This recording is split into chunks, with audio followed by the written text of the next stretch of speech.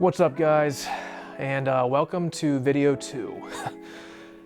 If this is your first time you've seen, I guess, this series, my name is Travis Ritter, and I am going to be documenting the training program that I'm doing for the Nittany Half Ironman coming up June 14th of this year in State College, PA. Last video, I was talking about doing 2-a-days and getting back on the bike a bit more and hopefully finding a bicycle and essentially going from there.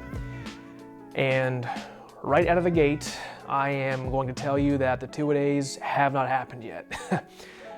As fate would have it, Monday morning or Tuesday morning, I woke up feeling not that great. And typically I always wake up early anyways, whether that's because of the cats jumping on me or whatever. But this time I just woke up and I was like, I don't feel well, I'm gonna lay back down. And fortunately I did, because I'm pretty sure I had a low-grade fever. Nothing crazy. I did reluctantly take some acetaminophen just to kind of keep the fever at bay so I could get to my job and do my job and stuff like that. But it was nothing bad. It was annoying, but it was enough that I knew that my body should not have tried to get on a bike or go for a swim because of how it was feeling. Typical cold sweats, I could not get warm. I did take my temperature orally and it was only like 99.8, I want to say. So it was, if I did have a fever, it wasn't a bad one. There was one point in time at my job where I was just sweating profusely from just sitting there at the table eating lunch.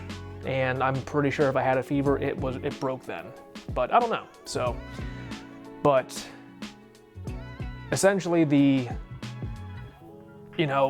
I guess the ambitious goal of getting up at 4 a.m. to come out here to work out just wasn't in the cards last week. But I was able to get back into the groove of things on Wednesday. Went to the local gym with two of my coworkers. Did a typical lighter day for lower body just to kind of make sure I wasn't going to cause more stress than I needed to. And yeah, the next day, Thursday, yesterday, I was off as I was today. And yesterday I got a lot of stuff done just errands wise, but the one thing I wanted to do was get back in the pool just to keep the cardio up, which point blank, I did not want to swim once I got to the parking lot. I was sitting in my truck, playing Wordle on my phone, just putting it off and stalling for about 15 minutes or so. And I will say wholeheartedly that, like a lot of other times into my past where I was reluctant to do so, I am very glad that I did. That's been the case for probably the majority of my workouts, honestly. But yeah, got into the pool and the first 3 laps did not feel great. My legs were burning and I was breathing heavy, so my lungs were, I was breathing too much, essentially. I was turning bilaterally to breathe versus just doing it to the right side. But for whatever reason, after the 3rd length, I'm like, if I just slowed down the frequency and just kept the same, I guess, power, I don't know if that's a correct word for it or not, maybe that'll help out, and lo and behold, it did. And I ended up swimming about a little over 1,000 yards. And it got to the point where I was actually able to catch, pull, and just kind of glide. And it was great because there was no lactic burn, which caused me to have to breathe excessively to get the CO2 out and stuff like that on top of the hydrogen. But it was honestly kind of relaxing. And I think that's why I was able to do that much distance and volume. And I'll actually put the video I took of me in my truck afterwards following this. And I was actually able just to streamline between my catches, which I've never been able to do before. I'm 5'7", I'm built like a hobbit, and whenever it comes to things like this, like being a sleek sort of form, it's not my thing. But yeah, I was actually surprised whenever I looked at my watch, which I will put my Garmin data over the video here, that whenever I looked down, I was actually in the mid hundreds of yards distance covered. And lo and behold, to me, because my watch is so old, it actually took a couple seconds before it actually caught up to where I was actually at. So after I was able to get up to 1,000 yards, I did a couple just kickboard sessions just to kind of let everything kind of die down, let my heart rate come down and stuff like that. And the same kicking pattern that I used after my third lap, and I was just, it felt not effortless, but it was significantly easier for me. Heart rate wasn't as high. All that being said, I have never been comfortable in the water. And I think today was just like a mental and a physical breakthrough. So yeah, you can see the light in my eye whenever I had that moment of like, oh shit, I think I just discovered something. It's pretty cool. Third thing, or actually next thing, that same day, because of just the endorphins going, and I think it was because the dopamine was just at a surplus in my brain, I gave the good people at the Bike Roost a call in Bollesburg, and they told me they had a top stone in my size. Went down there, took it for a test ride, and I am now proud to say that I am the owner of a brand new Topstone, Cannondale Topstone 2. I took it around Bollesburg, up a couple hills, down a hill, did some straight stretches to see how fast I felt like I was able to go. This is after I swam, so my legs were already a little bit tired. But it was smooth, shifting was great. So it really goes to show that having someone who knows more about a certain area than you do is pivotal and vital to have in your corner. I dealt with, I shouldn't say dealt, I worked with a gentleman named Richie down there at the Bike Roost who was incredible, much like Adam was the first time I went. Just giving me very simple instructions, educating me on the bike as far as it's a one by, the geometry of it and how it's different from the Giant brand bicycles. And honestly, they just wanted to talk shop. They didn't really care about making the sale. They were listening to me with how I felt about it subjectively, and they were basically guiding me to what they thought would be best. And it got to the point where I'm like, buddy, I could probably buy this online for cheap, but you guys have given me so much information. I want to, for one, support local, but two, I'd like to purchase this today. And he asked me, like, you know, you sure you can go home, talk to your wife about this, sleep on it? Like, honestly, she's gonna tell me to buy it anyways, because if I know my wife, and lo and behold, I texted her, and she's just like, how much? And that's pretty much how that conversation went. So it was a very good investment, and I'm taking it for a ride tomorrow, so hopefully I can overlay a video of me at Whipple's Dam, just maybe even watching the sunrise, or maybe a little bit early morning sun, I don't know, but it's very cool. But thirdly, I wanted to mention today. Again, I had Thursday and today, which is Friday, off, and I took that to go to the local golf simulator. And it's a new skill or hobby I'm trying to learn, just to kind of do something that's different than what I've been doing for the last couple of years. And I played my best round that I've ever played. And I think that that's because I slowed down. You know, I wasn't trying to like crack the ball as hard as I possibly could, or just go as far as I possibly could for the drive or for anything like that. I literally slowed down my swing to 50%. And from there, the ball went straight. Didn't go quite as far, but it sure as shit went straight. And it was so much so that I actually videoed myself on my phone and sent it to my buddy Ben, who I usually golf with.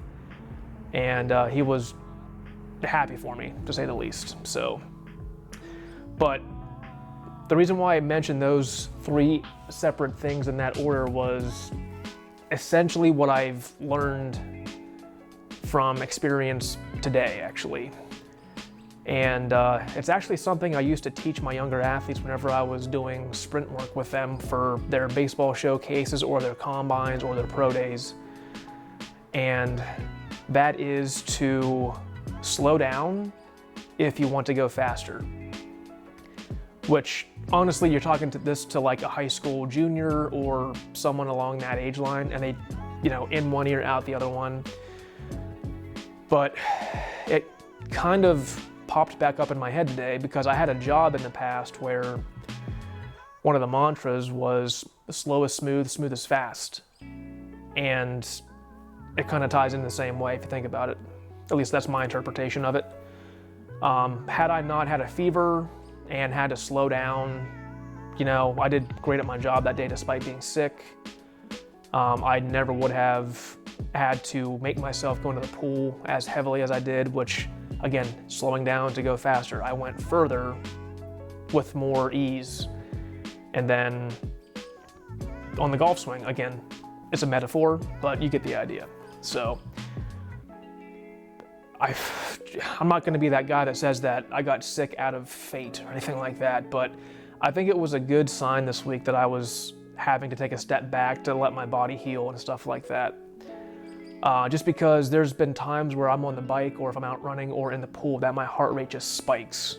And honestly, it does that beforehand, and I think it's probably just I don't even want to call it anxiety, but I'm just anxious. So maybe it is anxiety. I don't fucking know. But I have noticed that even if I don't take caffeine prior to an exercise bout or a workout or anything like that, still have an elevated heart rate. And I think it's just I'm anticipating too much before I actually start. So today on the bike, I had a zone 2 or zone 3 ride. And it was for a 10-minute warm-up, a 55-minute ride, and then a 10-minute cool down. And I messaged my wife afterwards. My heart rate did not peak above zone 3 at all. Actually, it barely even went into zone 3. And I think it was just because I'm actually being able to not get ahead of myself quite as much. And that's even with drinking a cold brew this morning. I went golfing and came back here. I had pre-workout as well. So even sitting on the bike beforehand, I was in the 60s, where I'm usually in the 90s for that. And I think it's just because it's a brand new thing for me and I'm getting used to it. But it was the smoothest bike ride I've had to date. Which it could be physiological because I actually slept last night, but I'm taking that in stride with the fact that maybe it is the fact that I'm learning to take a step back and to slow my roll before I actually do something, because I'm definitely guilty of getting ahead of myself, doing things too quickly, then making mistakes, getting mad at myself for making mistakes, trying to correct those mistakes, and it's just the vicious cycle of doing that. So yeah, as of this week, I've been in the pool once. I have test driven a brand new Topstone, which is fantastic, by the way. And I was able to do a sustained hour and 15 ride where my heart rate was well below where it needed to be, with the proper wattage, I should say, too. Sometimes he actually went above the wattages out of just, I was watching a movie on Netflix, so you can imagine how I kind of got ahead of myself there. But if there is someone who is actually watching it this far, I just want you to know, if you have anxiety, performance anxiety, or if life is just kind of crushing you in a metaphorical sense, take a step back, take a deep breath, and reevaluate. I had a coach way back in the day that told me to take a look from a 50-foot lens versus the 10-foot lens. And that kind of came back to in the back of my brain in the last week as well. So rather than trying to be too into something, take a step back from the 50-foot lens and just kind of take notes of your surroundings and just be able to perform. But just don't get in your head as much, which I know is easier said than done, but it does make a world of difference. So with that being said, for the next week, again, today's Friday, it's Friday the 6th. Yeah, I am hoping to get on the bicycle to actually get out. My only reluctance for that is I don't have a power meter on my bike. So if it's gonna be like a zone 3 ride, or sorry, like a zone 2 ride, that'll probably be easy for me. But if it has to do with like intervals and holding your power output to a certain amount for a certain time, it's likely going to have to be indoors, which it is what it is. But you spent money for a bike, you want to ride the bike. So that, and with the pool, just trying to get more efficient at that. Yeah, again, if you watched it this far, thank you for that. Hoping to get some more action shots of me in the pool, on the bike, and maybe even some jogs here and there.